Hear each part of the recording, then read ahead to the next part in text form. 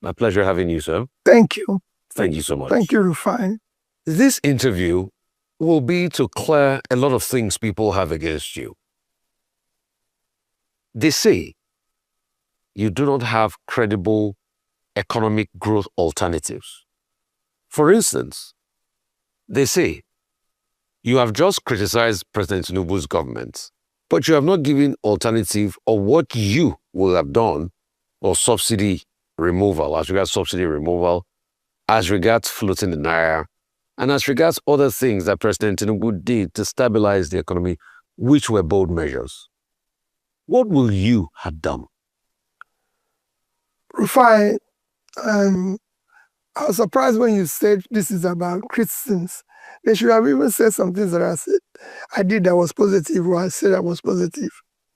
But let me tell you, I've consistently maintained that I would have removed the fuel subsidy. If you go to my manifesto, it's there. Steps I would have taken to do it in an organized manner. There was nothing wrong in removal of subsidy. What is wrong is the haphazard way in which it was announced and implemented. Everybody knows that the subsidy regime was a solution of criminality, that there was a lot of corruption surrounded with it, which you needed to bundle that aspect out of it, do it in an organized manner. And since you're doing it for savings, we're told we're doing it because we don't want to continue to borrow to continue the subsidy, and the removal of it will be able to have available funds to be invested in critical area of development. With honest things, billions saved. Where is it? Where is he invested in those critical areas of development? They said they've given the money to the governors. That's what. No. They said they've increased their FAC allocation. Fine. They said most of the states have been able to pay their bill. Everybody knows what critical areas of development is. And I say it morning, afternoon, night. It is education, health, and pulling people out of poverty. Rufai, is any of these three, has it improved? No. The Minister of Health said they're getting new primary health care centers. As regards education, they said they have done NEL Fund, where they give student loan to people. As regards infrastructure, they talk about Postal Road and all that. Let me just finish, Rufai. What I'm saying is, if you look at this, so you have removed this. People are paying more for fuel. It has escalated cost of everything, and we are not seeing where. The same thing with what you're talking about, issue of naira. There's nothing wrong with floating your currency. There's nothing wrong in even devaluing your currency. But you do this when you have productivity. What devaluation of floating does is that your currency becomes, in terms of value, low. You attract investment. Your products becomes more marketable. But where we are unproductive, you have nothing to sell. So it's a double whammy. So in all this, I would have done the same thing in an organized manner. And when people say alternative economic policies, they're there. So what is this organized manner? That's what I was saying to you. So can you give us precept by precept of this organized manner in which we have pulled out subsidy? Subsidy removes the criminality that's associated with it, which is over 50% of it. be able to sit down with the operators there and come up with a pricing that will not be agreed. And then, whatever we're able to save from it, have a specific place we're investing it. So we say, whatever is saved from here, whatever we are giving it to the states, anything, it is specific for this. We have to have a national planning where all the resources will be put in. It is not just something you say, oh, we are sharing it the way we used to share every other morning. No, because that's not what you said. You said we will be able to put it in critical areas of development. That was your promise. So we've removed it. People want to see where these funds are invested. It's a very clear thing. We're not the only country who've done that before. Countries after countries go with national flag. So would you have floated the Naira if you got in? And how? You said there's nothing wrong with it. Would you have floated the Naira? Tell me the precept upon precept at which you will have floated the Naira. I would have been doing it in an organized manner. What's the organized manner? I would have focused on making sure that we ramp up production in agriculture, in manufacturing, and everything, and do it gradually. So, but you will have kept on defending it until we wrap up production. No, it's not. You're not defending it. Yeah. Because even in the so-called currency, there were criminality as well. I came from a background of business, banking, everything, so I know everything that is associated with the criminalities and all these things, which you can actually be tightening while trying to do a gradual evaluation. How would you have increased production in a country that President Tinubu claimed that there was no money when he came? Well, and things were really bad and he had to take those decisive measures. How would you have increased production in a country where you have crisis on the farms, economic crisis, no power, no productivity and the likes? How would you have increased? You've just said it. That means you should face those things. You just said it. Why do we talk about a sample? Do you know these projects that will lead to nowhere when we have crisis? Are you saying that coastal road is more important than securing Nigeria? But they say it will open up to the country. No, don't. Let them not go there. The roads we have all over the country are no motorable. You fix those ones first and use your resources to secure your country. Say, Rufai, then security is far more fundamental than road. Rufai, will you prefer a road to your village when you cannot drive to your village? No. So if you prefer, so let us prioritize what we're doing. So if you say our problem is insecurity, they can't go to farm, our problem is power, let's deal with those things. Let's use our resources to... So how would you have dealt with insecurity, for instance, that's lasted over 10 years? We're a country. Non-state actors cannot take over the country. There's something wrong. I can tell you, I have done in my own small way facing security as the governor of a state. And we decided that we have to take drastic action. But a lot of people criticize you that it was only the time you had to cause a SARS that also violated the fundamental rights of people. Go and ask them. It's very simple to accuse people and say things that are wrong about people. You can go and see what happened while we were there. Is nothing. All those things they are talking never existed. And you saw the former IG Abubakar, a month after I left, say for 5 years, they didn't have one incident of bank robbery or this. That was there when I came.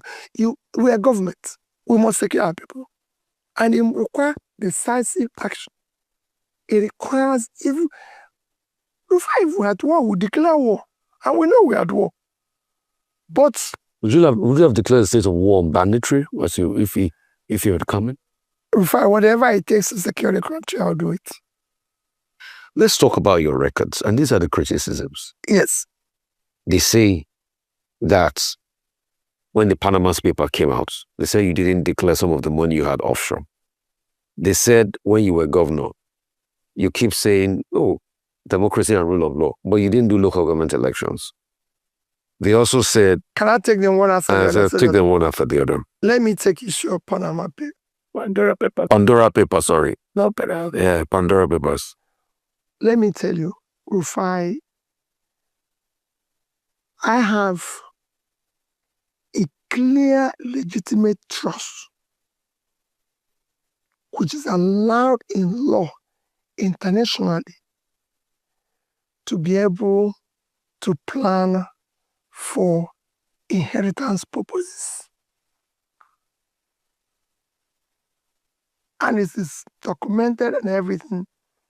It was there that company, which you can trace, moved from one company to another, started Asaba in the 90s. And it's in trace, it's not something you can know. In the 90s, Rufai started about 96, 97, I'm not clear, but I can tell you, until I became governor 2006. So it was a clear case of over a decade before I became governor. But that process, I started saving in a bank, Lloyd's Bank, and that came out of resources which were earned by a company I was running abroad, Nest International Limited, which is a subsidiary of Nest International Nigeria, my company in Nigeria, which was duly declared. When that came out, it became news. They said, oh, that a place they found money where I owned about $500 million. I was actually investigated. By the FCC? By everybody. Everybody said, oh, they found a place where there's 500. Before I replied, I said, if you go there and see 3%, I didn't say 10%, 3% of what you claim or you mentioned, life imprisonment. Rufai, do you think I can tell you, go and look at what I declared when I became governor? I was already a bank chairman, everything. Naira, at the time I became governor, was about 100 Naira to $1. To date, the money in the said savings is about, I don't even know whether it's the one that belongs to me, is up to $15 million. Why do you think it was $15 million that I've stolen since then and kept? Is that the amount of money people are stealing in Nigeria today? But they talk about the investment in the brewery. No, let me finish. We're talking about Pandora paper. Let's do it one after the other. So what they did is that people blew something that is out of proportion. Rufai, that I saved, say, 100 million Naira is what? But when they saw it, even one organization said they saw about $1 billion. I said, $1 billion. If I have $1 billion, me and you won't be talking. But if you go there, how much is that? 1%. No. I told him, I said, go there. If you get 1% of If you see, so how much is there for transparency purposes? There's no transparency purposes. I put in every year. If it's 1 naira, I put there. I just told you that when they said it's 15,500, and I tell them go and get 30% there. 3%. But you know why I'm asking? Because if you want to return, you have to declare your trust. Everything is declared. It's plain. Everything. Okay, for the want of time, let's go through. The other one, he said brewery. Let me tell you, Rufai, I'm happy you're asking that question because people have talked about breweries and everything. Rufai, if I tell you what I suffered for that brewery to be built in Anambra State, you will not believe it. Not to do so. I had to go out trying to attract business to Anambra State. The biggest revenue earner in Enugu State is Ama Brewery. Ama Brewery in Enugu. The biggest earner, call it revenue source for Anambra today, is that brewery. But you said the government stake that they invested had gone down. That was not smart investment. Those are some of the things they say. Thank you very much. I wish other people in Nigeria invested in something that went down. That's not smart. I said the biggest revenue earner, the revenue source, is that brewery. That brewery is employing at least directly 500 Anambra people. That brewery is at least giving food to over 5,000 Anambrarians. Those who use that business, distributors, truck drivers, everything. I wish people are doing that.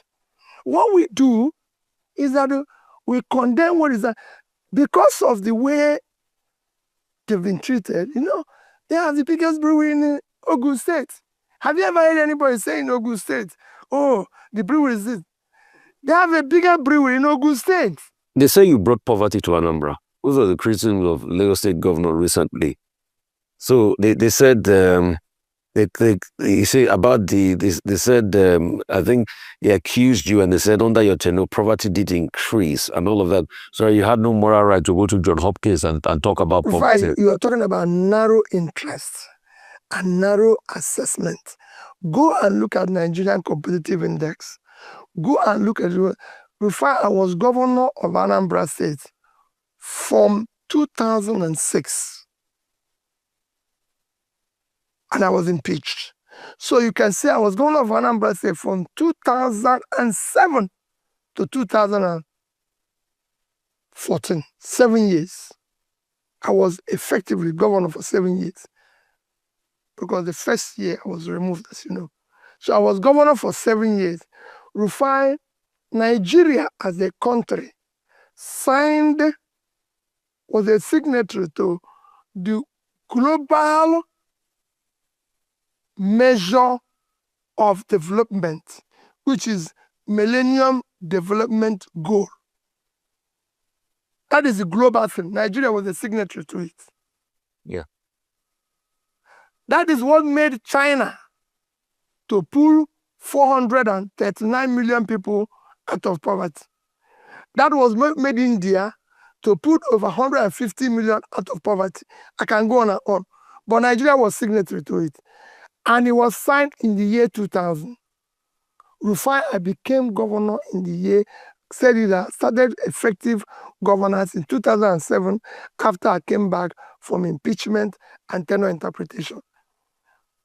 By the time he ended in 2014, Anambra State under me was #1. In terms of, this is not me who measured it. It was UNDP. I was even invited to United Nations to come and give a speech on what we did. I was #1. I was #1 in education. Health had improved and everything. I can go on and on. So when you now have a distorted disaster, say, go and look at World Nigerian Competitive Index. Go and ask people who were involved in fighting poverty in Nigeria then. Tobacco and all that. Go ask them. Ask all the donor agencies, who is the first to pay his counterpart funding? Ask everybody. The only thing I didn't do well, Rufai, is that I wasn't in media. I wasn't going about paying media people, advertising myself and everything, because maybe because I have a little bit of a concern about giving people money, because it was public money. That's all. Otherwise, maybe if I was advertising myself, nobody would be. But to show you what it is, Rufai, come, I live in Anambra today. The only place I have a house in my name, owned by me, is in Anambra State, in Onitsha. And if you go, I'm inviting you any day in Anambra State, let's walk the streets, and people will tell you, who is this man? Okay. They also say you didn't do a lot of infrastructure. These are the things people say. They say, what about schools? You don't need to, what about Kappa-TV? They said after you left Anambra, it's not that you turned Anambra into paradise. No, that Oka was still unique, somehow. So there's nothing. Don't waste your time, Rufai. I got certified from Federal Ministry of Works as governor to have the best road connectivity, who opened up all the rural areas. In our study of poverty, Ministry of Works gave you a certification for that? Ministry of Works, there is federal government. As I said, I was acclaimed as the best. Let me tell you, Rufai, in our study of poverty, we found out that the poorest areas of Anambra State needed access. What we do here is that we think that building infrastructures and painting them and doing this is development. It is not. But the governor just built a big infrastructure in the states. The governor's house and some other quarters, which they say is be put into the states. Very good.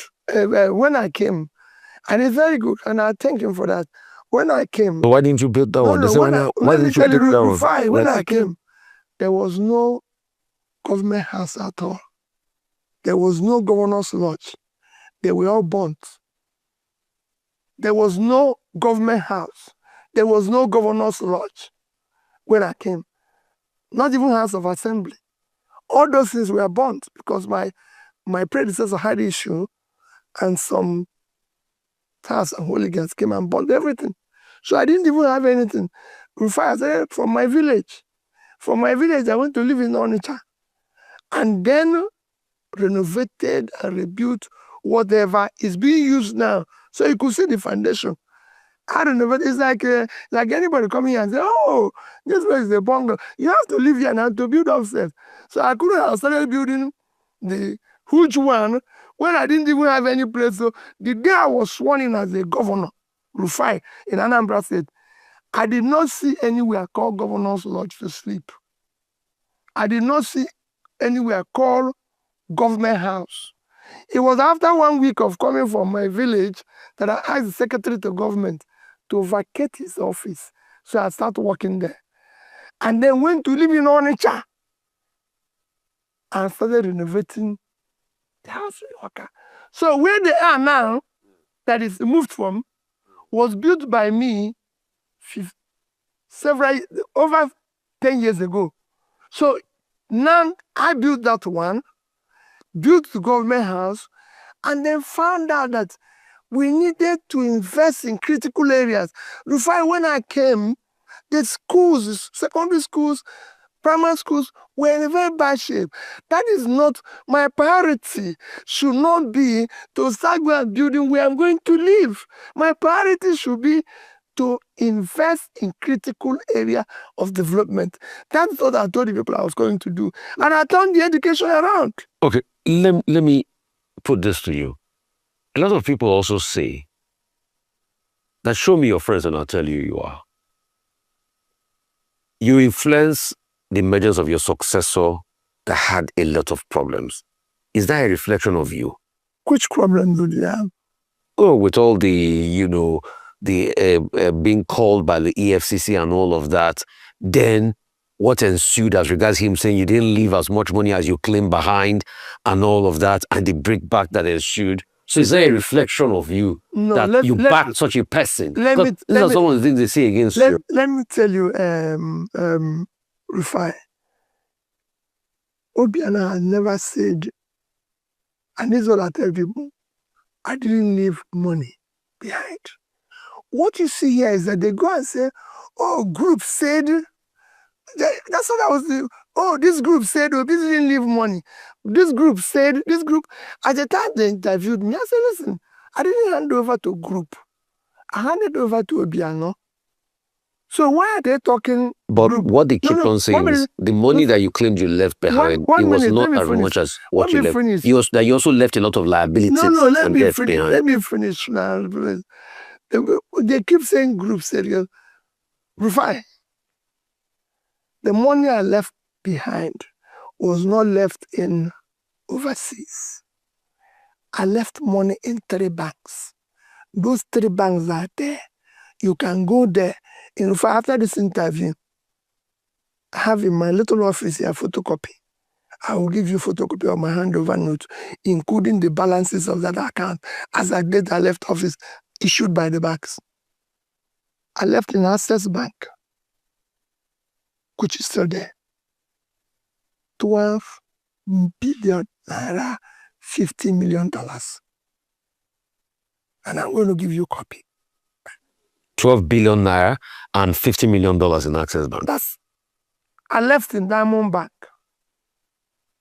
12 billion naira, $50 million. In Diamond? Diamond. I left in Fidelity Bank. 12 billion naira, $50 million. $50 million in these 3 accounts. And 12 billion naira. And 36 billion. What debts did you... 1 minute. They're documented. Rufai, the day I left office, I was not owing one contractor, one supplier who have executed his job. If you see one today, I challenge you. Go and see it. I was not owing any civil servant that was supposed to be paid by the state salary. I was not owing gratuity. I was not owing pension. Additionally, if you want to know, I left salary enough to pay salary for 3 months. It's documented. And I'm going to give you the documents. It's not something that anybody... So I wasn't owing anybody. So you said you were not owing people that had completed their job, but you were owing those that had not completed their jobs. If you haven't done your job, can I pay you? How can you pay somebody who haven't completed a job? Even you. So you had paid, you are not paid those that were not completed, that the job was still ongoing. If your job is ongoing, I won't. Let me give you an example. So are you telling me? When I came into Are you telling me that you left no debts behind in Anambra? Not one. I was even begging people to come and take their money. If you had a job in Anambra, you can go and ask anybody. Not one. Anybody who tells you Peter B was owing him, call the person. I've telling people for 10 years. Okay. And we're just throwing the challenge out there, still there's another thing. They said you want to be president, but you can't sort out problems in your party. People say they don't trust you. They see you as weak. Because how can you say you want to be president? You can't sort out things. They also say that for you, it's a one-man show. It's all about you. It's not all about the generality of people. It's a tunnel vision, ideology, and all of that. One man this is what you get always, right? This is what you get always in Nigeria. Because we now live in a country of propaganda and lies. And they manufacture it. The problem we have in the Labour Party is problem instigated and sustained by the government of today. Where's the proof? I don't need to tell you. But when you have a party chairman who calls a state governor a dwarf and dwarf thinking, forget about me. So it's not weak. Okay, I'm weak, but it's not weak. Is every other person there weak? So let's all be sincere with ourselves. Before they call you names here, you know it. You speak the truth and you call you names. And we now live in a country of propaganda and lies and trying to put problems everywhere. They won't even put problems in families. Before I've managed, I've built a business locally and internationally, and they're thriving. By the time I left them, I've been chairman of corporations, quoted companies, director, and I've earned my respects. And I've been a governor. There's no place that I've shown weakness. Rufai, I returned school that was taken from churches 40 years that nobody could even dare mention. But these are the point people. These are the points people like Kenneth Okonkwo. Yes. These are the things they said against you. It's just Kenneth Okonkwo. Who again? But it's a valid point of view. I mean, it's an echo chamber. If 12 persons that followed Jesus, one went against him, how about me, who millions followed, and you're counting those who went against me? Listen, people must go against you, people must speak against you, and they own listen. I still remain consistent. I've not changed. Like I said, Kenneth is my younger brother. He has his reasons for his actions or what he wants to do. Rufai, humility, patience, tolerance is not weakness, it's a virtue. It is not easy for people to remain where I am. And when I was campaigning election, Rufai, I went to places people dare not go to. I was in Southern Gombe. Was everywhere. People fear to go.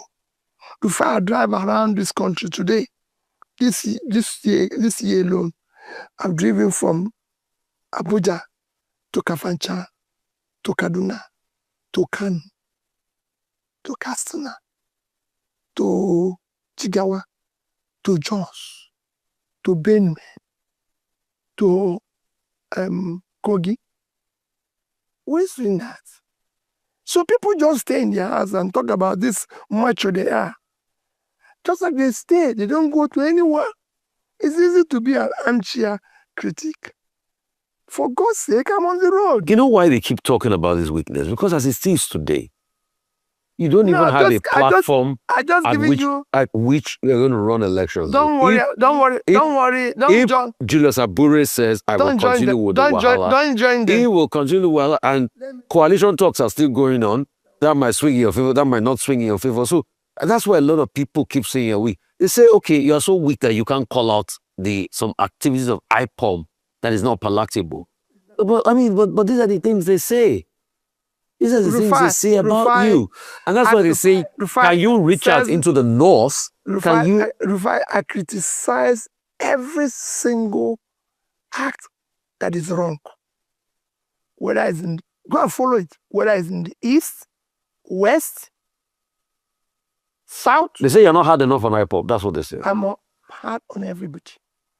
And remember what I said during that campaign until today. Any agitator I will discuss with. There's nothing wrong in agitation.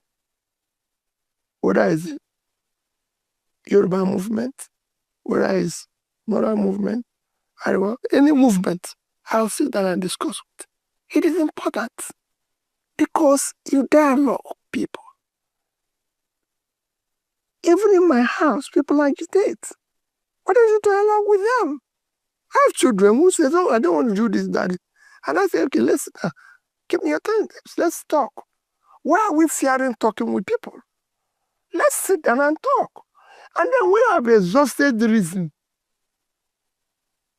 And if you don't, and that's it. So it's a question of, so like I told you, we've been radical in our approach. And we thought that bad behavior and rascality makes you powerful. No. he actually kills the system.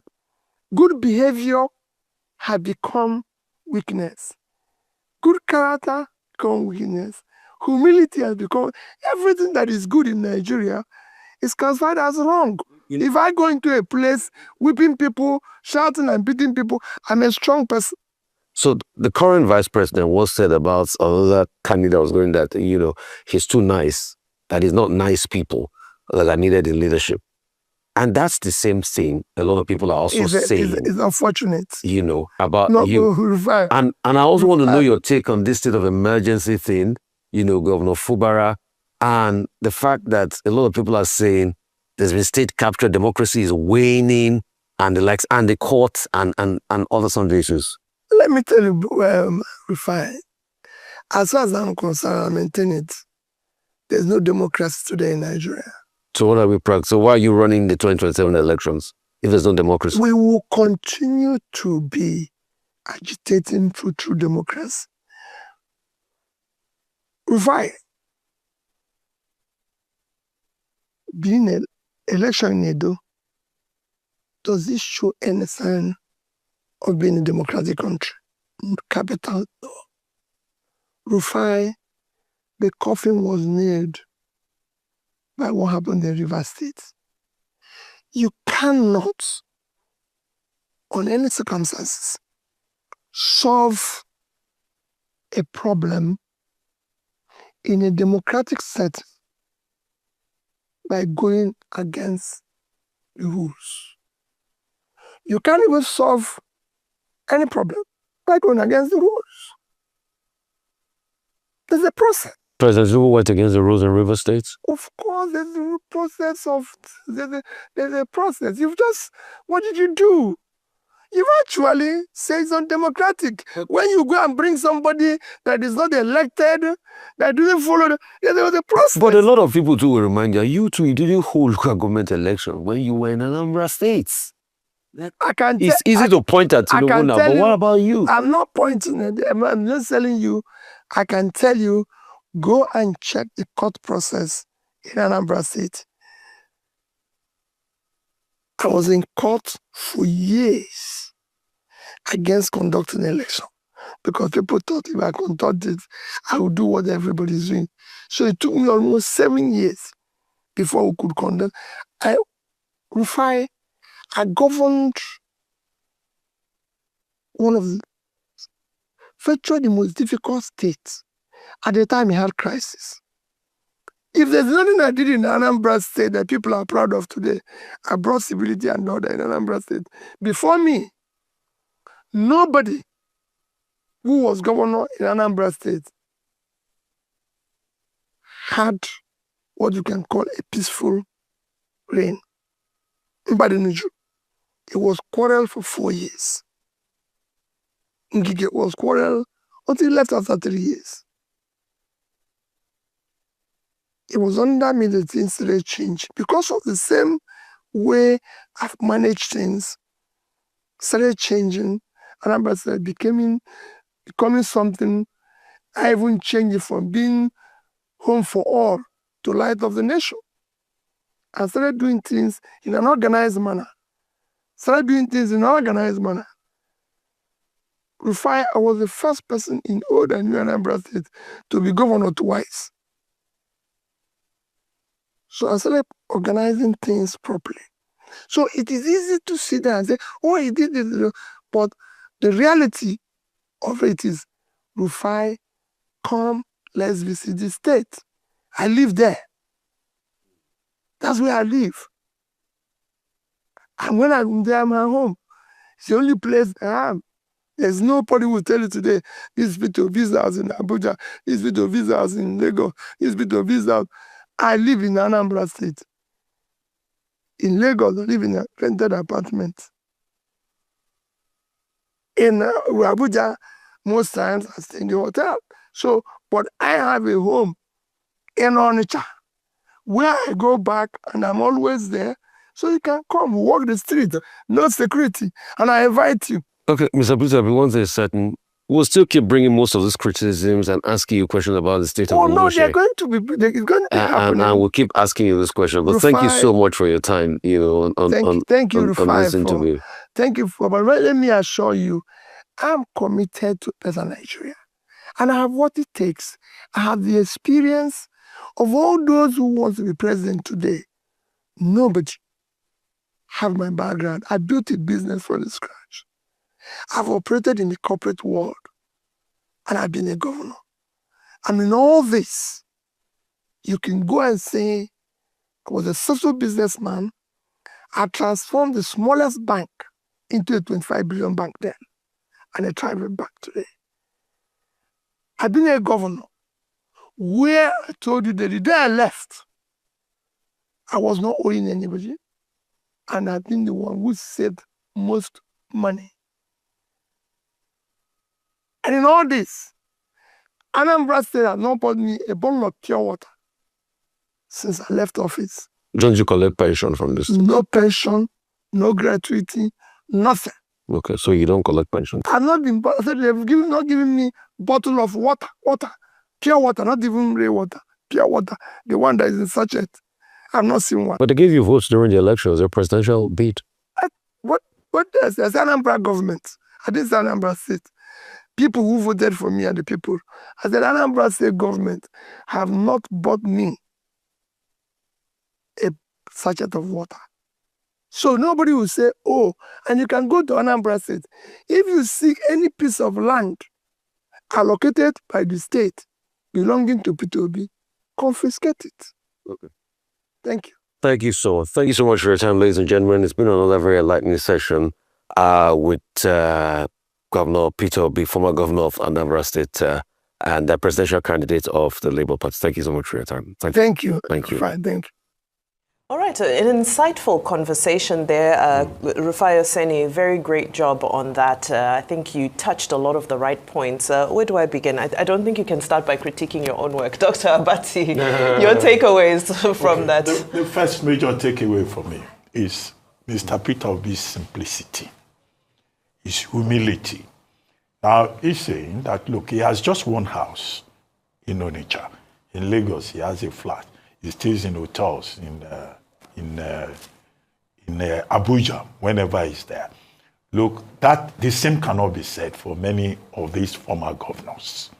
And he also pointed out that since he left office as governor in 2014, no succeeding state government has even bought him a bottle of water.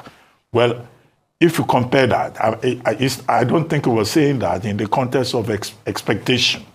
It was the subtext for me is the fact that many of these former governors, they collect all kinds of privileges from the states. They would take a house in their states, they will get a house in Abuja, their medicals and that of their families will be paid for by the state government. They will go on holiday as state expense. They just turn themselves into government children.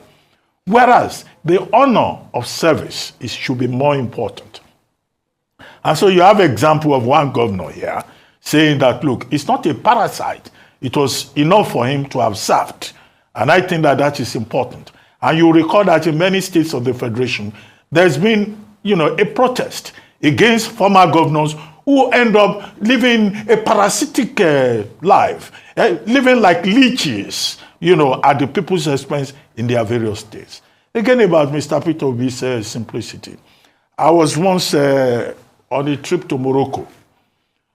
Some of these people, when they are going to London, some people go through Libya, some people go through Turkey. They cannot afford to buy, direct flight ticket to London.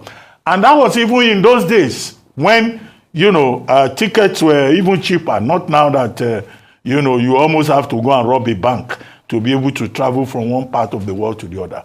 People were shocked when they saw Mr. Peter Obi inside the aircraft, inside economy class, going to London via Air Maroc.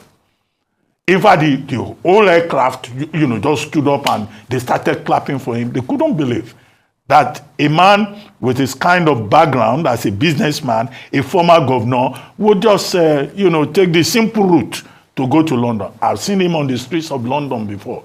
You will see him carrying his own bag.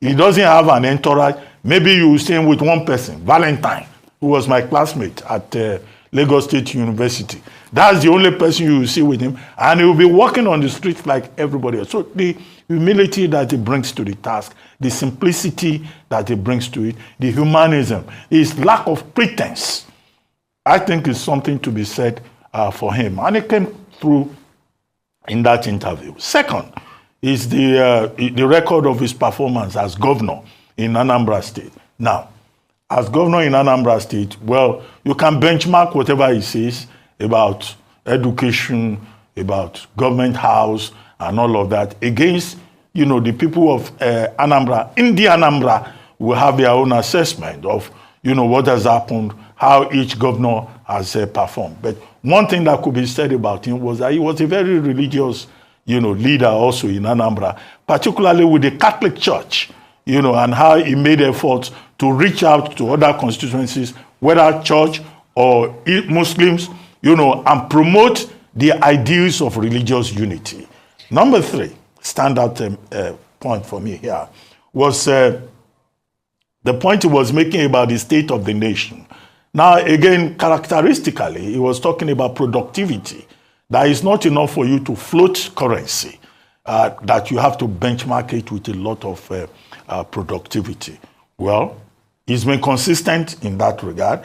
And then he says it's not about sharing money, that the state governments get more money and all of that. Well, all the things he said about the state of the nation, somebody will just say, okay, he's a leader of the opposition. What do you expect him to say? The TINUBU administration has remained consistent in saying that his reform-minded approach is precisely what Nigeria needs.